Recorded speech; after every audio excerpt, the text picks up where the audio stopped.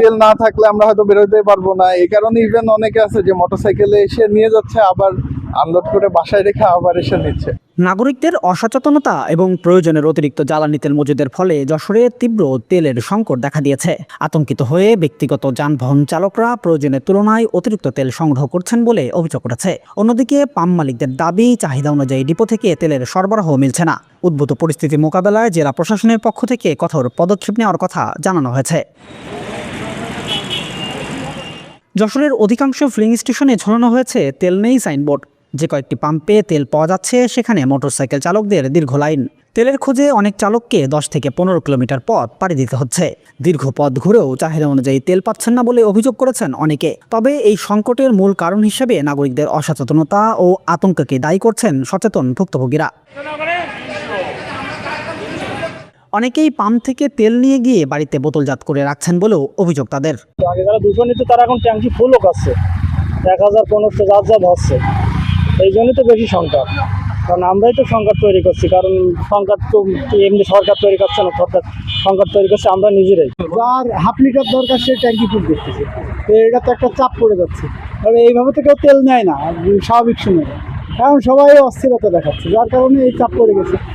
এটা তো আসলে আমাদেরই তৈরি এই সমস্যা। জাতি হিসাবে আমরা একটু এরকম, মানে সবকিছুতে নার্ভাস হয়ে যাই। এখন নার্ভাসনেস কাজ করতেছে যে তেল না থাকলে আমরা হয়তো বেরোতে পারবো না। এই কারণে ইভেন অনেকে আছে যে মোটরসাইকেলে এসে নিয়ে যাচ্ছে, আবার আনলোড করে বাসায় রেখে আবার এসে নিচ্ছে।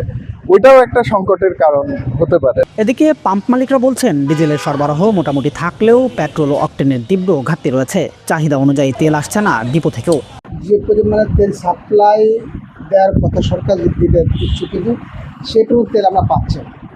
এখন বর্তমান আমাদের মনে করেন ডেলি বিক্রি হয় প্রায় 3000-4000 একটা অকটেন বিক্রি হয়, সেখানে আমরা তার অর্ধেকও পাচ্ছি না, অর্ধেক কম করে 2000 লিটার অকটেন পাচ্ছি, কোনো পাচ্ছে না এরকম।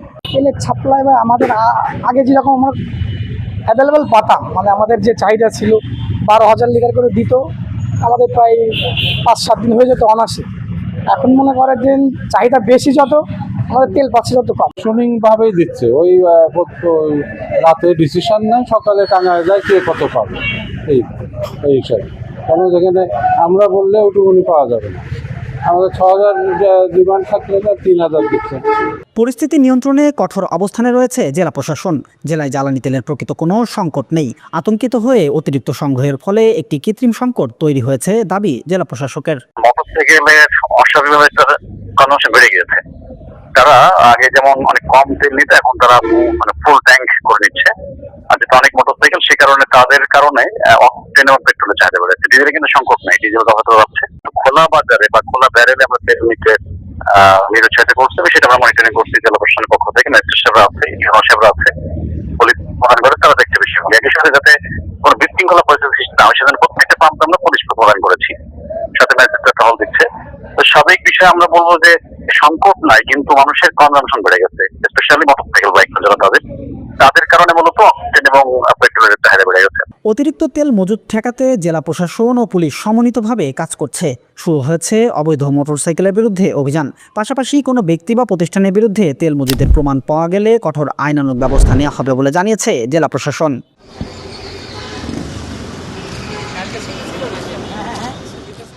সুবর্ণভূমি ডেস্ক, যশোর।